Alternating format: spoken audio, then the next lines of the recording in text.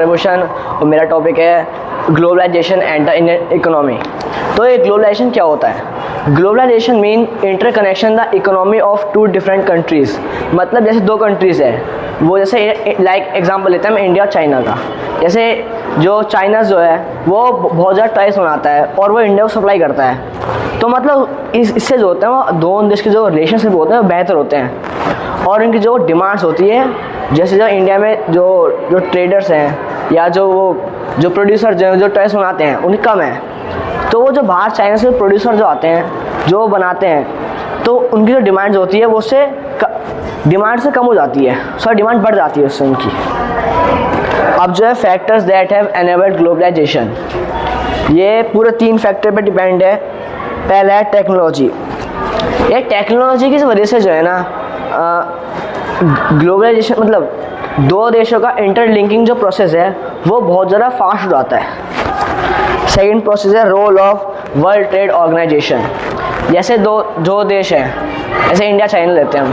अब तो क्या हुआ, जो चाइना जो है वो अपना सामान बेच रहा है इंडिया को, तो यहाँ पे लोकल प्रोड्यूसर जो हैं उनकी जो डिमांड है, मतलब उनका सामान कम खरीद लोग कम खरीद रहे हैं। तो इससे क्या हो रहा है, तो इंडिया करता है जो वो ट्रेड जो खरीद रहा है उस पर इसका टैक्स बढ़ा देगा, जिसे हम ट्रेड बैरियर्स कहते हैं। तो जो रोल ऑफ WTO होता है, वर्ल्ड ट्रेड ऑर्गेनाइजेशन, वो इन्हीं टैक्स को हटाने में काम करता है। तीसरा पॉइंट है लिबरलाइजेशन। मतलब वही कि मतलब फॉरेन ट्रेड्स जो हो रहा है उस पर जो टैक्स लग रहे हैं उसे हटाना। अब है पॉजिटिव पॉइंट्स ऑफ ग्लोबलाइजेशन। इससे इन्वेस्टमेंट बढ़ती है, क्योंकि जो है जब दो देश आपस में मिलकर काम करते हैं किसी प्रोजेक्ट पे या तो उनकी जो होती है ना वो जो इन्वेस्टमेंट होता है वो काफ़ी बढ़ जाता है और इससे एम्प्लॉयमेंट बढ़ती है। जैसे कोई दूसरी कंट्री से एक फैक्ट्री आई या कुछ ने फैक्ट्री हमारे देश में सेटअप हो गई, जो हमारे जो लोकल जो वर्कर्स होंगे वो उसमें काम करेंगे, उससे एम्प्लॉयमेंट बढ़ती है। थर्ड पॉइंट है चीप प्राइस। इससे जो प्राइस होते हैं वो गिर जाते हैं, क्योंकि इससे जो लोग होते हैं उनका आपस में क्या कहते हैं उसे,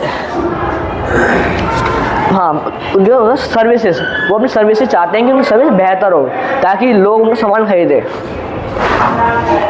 और इससे जॉब्स भी काफ़ी ज़्यादा आती हैं, मतलब बढ़ जाती हैं। अब है नेगेटिव इफेक्ट ऑफ ग्लोबलाइजेशन।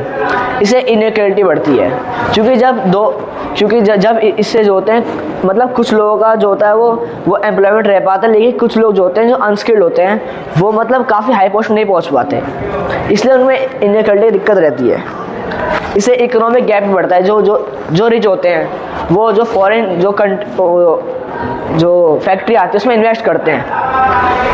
इनमें इन्वेस्ट करने से क्या होता है, उनके जो पैसे बढ़ते हैं, लेकिन जो लोकल प्रोड्यूसर्स होते हैं, मतलब जो लोकल्स जो पीपल होते हैं, उनकी जो इकोनॉमिक होती है वो और गिर जाती है।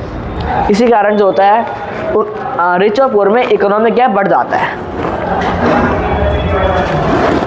और इससे जॉब से छीनती है, क्योंकि मान लो कोई फैक्ट्री आई है, अब उसमें मान लो कभी इस पर कुछ रेस्ट्रिक्शन लग गई कि अब ये फैक्ट्री नहीं चल सकती, तो क्या होगा, तो वो लोगों की जॉब जो लोग उससे हटेंगे, अब उन्हें जल्दी जो जॉब्स मिलेगी नहीं, तो उनकी जो है जो हटेंगे उनकी जॉब्स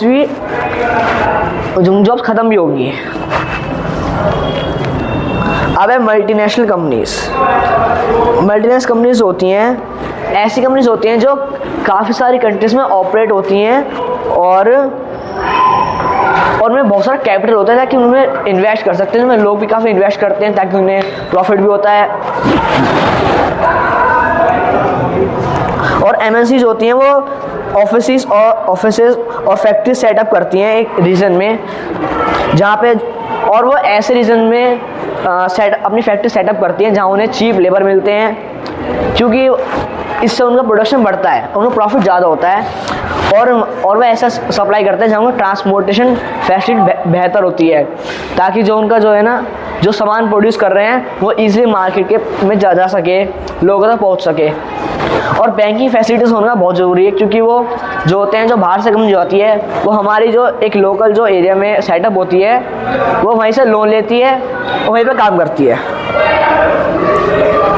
और MNC set up production jointly with some of the local companies.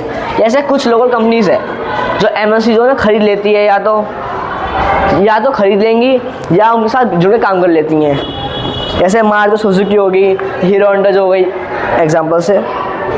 और कभी कभार होते हैं MNC होती है दूसरी कंपनी खरीद लेती है, लेकिन खरीदने के बाद वो जो पुरानी कंपनी का नाम होता है उसे मिटाती नहीं है, क्योंकि जो उसके जो लोग होते हैं ना वो सोचते हैं ये कंपनी कहाँ चली गई। तो कुछ लोगों ने हमारा पता नहीं होता कि ये क्या है, क्यों मतलब क्या हो, कंपनी कहाँ चली गई। तो उसके जो उसके बायर्स थे वो ना चले जाएँ। अब है ट्रेड बैरियर। ये रेस्ट्रिक्शन होती है, ये free internal charge of goods पे। मतलब जैसे दो कंट्री के आपस में रिलेशन बन रहे हैं, लेकिन अब एक कंट्री चाहती है कि दूसरी कंट्री का सामान हमारे कंट्री में ना आए, तो उसमें जो होंगे टैक्स बढ़ा देगी। इसे हम ट्रेड बैरियर्स कहते हैं। और ये गवर्नमेंट जो होती है ये ट्रेड बैरियर इसलिए यूज़ करते हैं ताकि जो उसके लोकल प्रोड्यूसर्स हैं वो बच सकें, और ताकि मतलब वो जो बाहर की डिमांड्स जो है उनसे उनकी जो प्रोडक्शन वो काफ़ी गिर ना जाए और उनकी जॉब्स भी ख़त्म ना हो जाए। और टैक्स ऑन अब है लिबरलाइजेशन।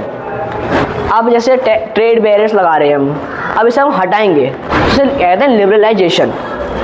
और इंडिया में जो है गवर्नमेंट ऑफ इंडिया ने 1991 में इस पॉलिसी को जो लिबरलाइजेशन को अडॉप्ट किया और जो ट्रेड बैरियर को हटाया।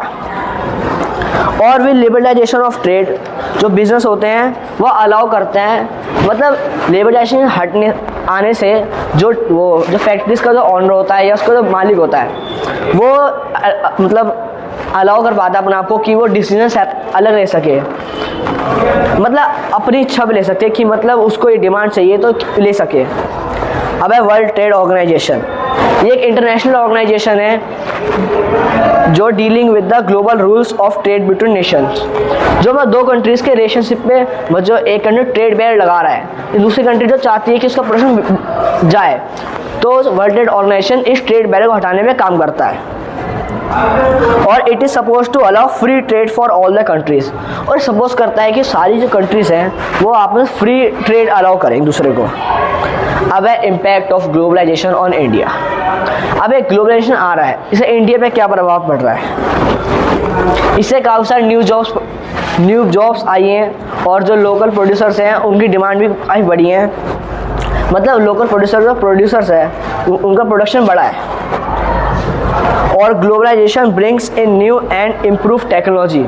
और ग्लोबलाइजेशन की वजह से जो बाहर के जो हमारे जो टेक्नोलॉजी जो नई टेक्नोलॉजी हैं, जो बाहर की मशीन न्यू मशीन्स आई हैं वो हमारे कंट्रीज़ में आके हम उन्हें यूज़ कर पाते हैं, जो लोकल कंपनीज को बेनिफिट देती है, उनका प्रोडक्शन बढ़ता है। और it gives greater choice of goods with improve quality और लोअर प्राइस। और इससे जो होती है जो बेहतर जो क्वालिटी हमें इस समय बेहतर क्वालिटी मिल पाती है बहुत कम रेट में, क्योंकि इससे ग्लोबलाइजेशन वजह से दो कंपनीज़ के बीच में आपसी मतभेद बढ़ता है, ताकि और चाहते हैं कि मतलब उनका प्रोडक्शन बिके, उनका प्रोडक्शन ज़्यादा हो और उनका प्रॉफिट ज़्यादा हो, इसलिए अपना प्राइस लो कर देते हैं। और आजकल कई कंपनी जो हैं वो न्यू कंपनी सेटअप हो रही हैं जो कॉल सेंटर की फैसिलिटीज़ देती है, IT सर्विसेज की फैसिलिटी देती है, और अकाउंट्स एंड एडमिनिस्ट्रेशन जॉब की काफ़ी डिमांड बढ़ी है। और the struggle for a fair globalisation, ये इट सपोर्ट एंड प्रोटेक्ट, ये सपोर्ट और प्रोटेक्ट करता है स्मॉल प्रोड्यूसर्स को, ताकि वो मतलब वो ख़त्म ना हो जाए और उनका जो वो अपना जो उनकी परफॉर्मेंस हो रही है वो अच्छे से और बढ़ जाए। और गवर्नमेंट जो होती है वो ट्रेड बैरियर्स यूज़ करती है अपने डोमेस्टिक प्रोड्यूसर को बचाने के लिए। Thank you.